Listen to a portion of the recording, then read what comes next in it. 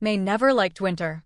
Even here in the South, where snow was rare, the cold always tightened something in her chest. The house had grown quiet over the years, as if even the world outside had fallen silent. Just stillness, the face in the mirror, a cup of coffee, and the same window with the same view that never changed. At 57, everything feels different. Not like the end. Exactly, more like the leftovers of what used to be. That morning, she sat by the window, looking out over the backyard, thinking about things that would never come back. He used to sit in that chair. Jamie. She hadn't said his name out loud in decades. Even when she remembered him, it was just him. The one who left a hollow space behind. They once dreamed of opening a music studio for kids with voices, but no chances. He played guitar and laughed in that sad way that felt like a shield. They were young, in love, foolish, and happy, and then he was gone. One day, he simply didn't come home. His things were still there, a sweater on the hook, guitar strings on the table. But him? Nothing. No call. No note. No goodbye. She went to the police, called everyone she could, cried until there was nothing left. Her parents just sighed, "We told you so." But she knew he wasn't like that. He wasn't the type to leave without a word. But he did. She lived her life. A marriage, a daughter, a divorce, school routines, bills. Her daughter grew up, moved away, and her daughter's daughter stayed with May. It was quieter with Grandma, less noise in the heart. That evening, her granddaughter brought down a box of old photos, a school project on family history. May opened a drawer she hadn't touched in over 10 years.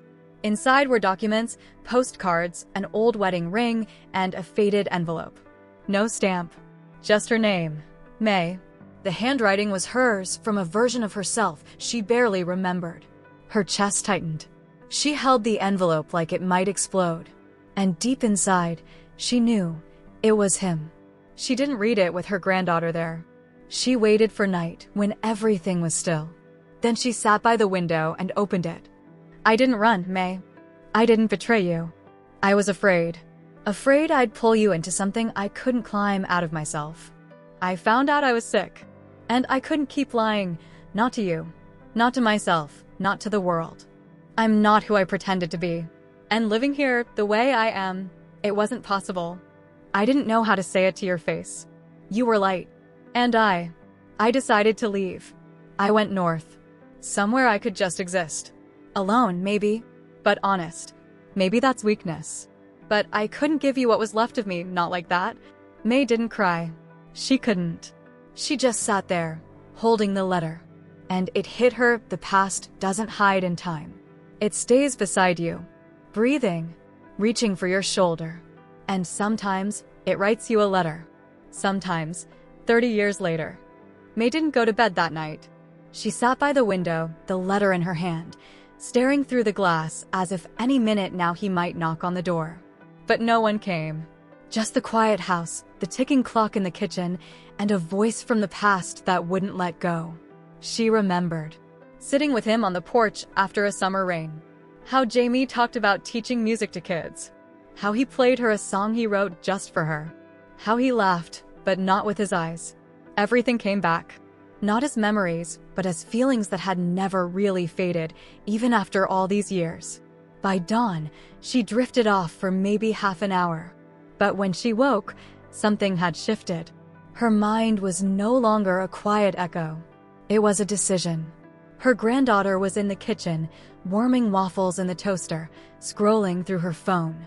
She looked up and paused when she saw May, her hair a mess, eyes red, but walking differently, with a kind of quiet purpose. Something wrong. May sat down across from her and placed the letter on the table. "It's from him," she said. "From Jamie." Her granddaughter didn't speak. She knew that name. And she knew better than to ask. "Can I read it?" she asked softly.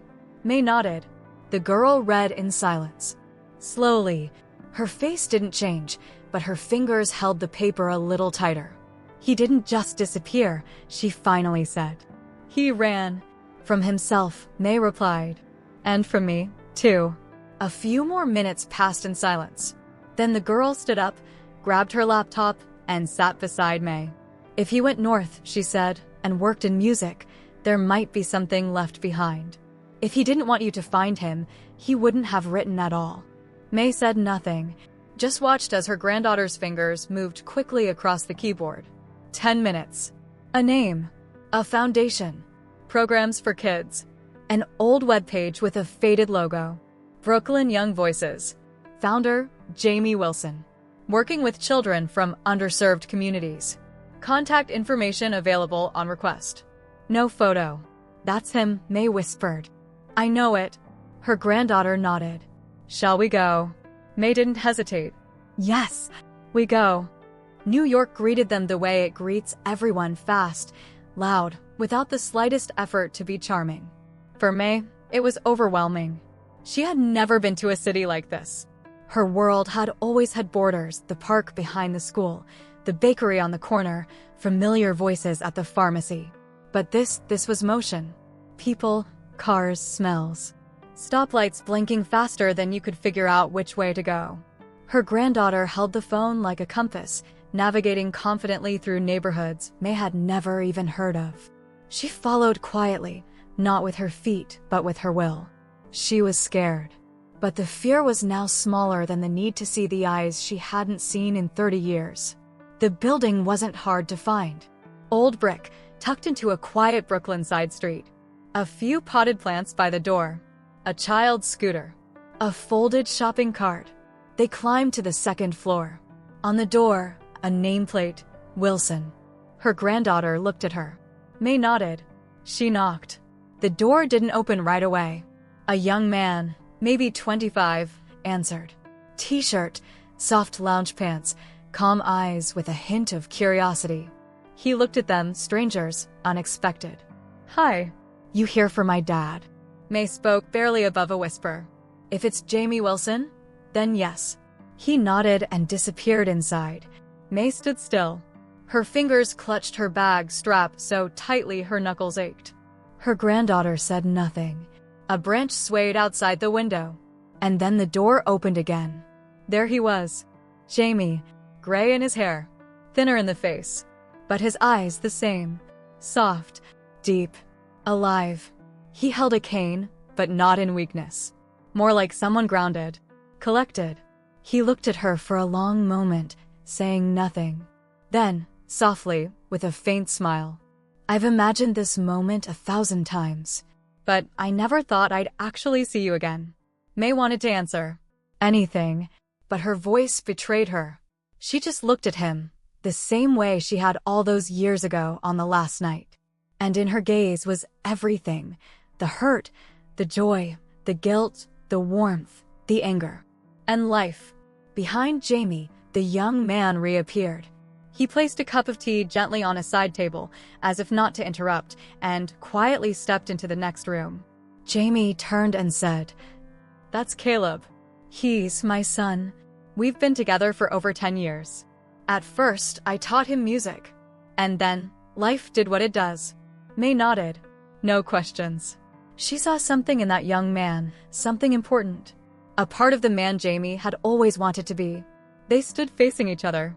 And the world grew small again, down to a narrow hallway, the scent of coffee, the creak of old wooden floors, and two people who didn't need words anymore. Before stepping into the living room, May paused. Her granddaughter understood without being told. I'll take a walk, she said softly. You should be with him alone. She stepped outside, and the house fell quiet. Not empty, alive. The kind of quiet that lets you say the things that had no words for years. Jamie offered her tea. His hands trembled slightly, but his movements were steady, not weak, just slow. They sat across from each other. Not like they once did, but not like strangers either. He spoke first. Calmly, without apology, without trying to explain too much. He said he'd been afraid to even remember her, and more afraid to imagine this conversation. He told her that after he left, he lived alone for years. He hadn't run from her, he'd run from everything. When he learned of his diagnosis, there were no real treatments yet. Nothing that gave a tomorrow. But he got lucky, selected for one of the first experimental drug trials. He didn't know if he'd make it. He didn't make plans. He just held on and stayed silent because the shame of who he was, of what he feared, felt heavier than any "I'm sorry." Then came the meds. Then, new people. A bit of hope. The body remembers every fevered night, he said. But he survived. Later, Tom came into his life. Gentle, steady, no demands. They were together 10 years. That's when Jamie was teaching at the music center. It's where he met Caleb, a teenager with a complicated past.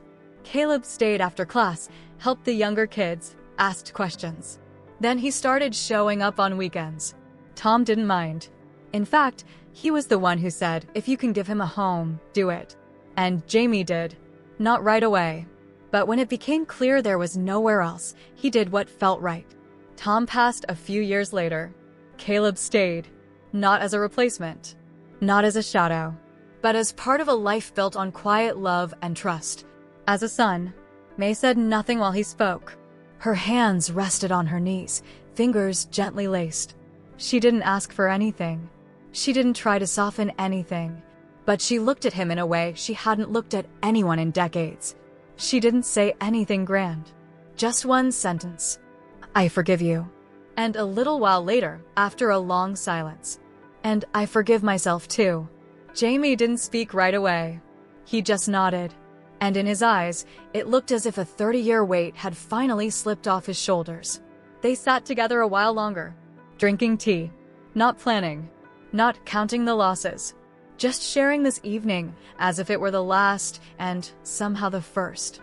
A few months passed. Life settled back into its quiet rhythm. The coffee machine humming at 7 a.m., the neighbor's dog barking at the mailman, her granddaughter groaning about school. But something had changed. Not outside. Inside. May began waking up a little earlier. Sometimes she'd sit by the window, not to remember, but to think about what might come next. She didn't know exactly what had shifted in her, but something heavy in her chest had softened. Jamie didn't call often, but he wrote. Short notes. No extra words. Caleb started working at the center. Makes me proud. Found that old song I used to play for you. Remember? And then one day he came. No warning. He just showed up. He stood at the edge of the porch with the same cane, but the weariness in his eyes was gone. Beside him stood Caleb, calm, steady, respectful. Not a son by blood, but very much a son in spirit. May stepped outside, not surprised, as if some part of her already knew he'd come. They didn't hug. They just sat on the bench, talked about small things. And the big ones too. About how hard it is to forgive yourself. About how pain becomes bearable when it stops cutting and starts teaching. About how good it feels to simply be. Her granddaughter came out later. She saw them together and joined them quietly. For a while, they just sat. Then, almost out of nowhere, she said, sometimes I feel scared to be myself. Like if I am, I'll lose the people I love. May looked at her. Steady. Soft.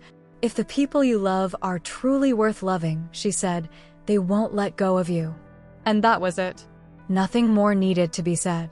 Because sometimes, the truth only needs to be spoken once, when you're finally ready to hear it. That evening, they drank tea in the backyard. Caleb was fixing something in the shed. The granddaughter sat on the steps, reading a book. Jamie spoke slowly, with a small laugh in his voice. And May listened, not to every word, but to the quiet between them. For the first time in years, she wasn't searching for what was missing. Because everything she needed was right there.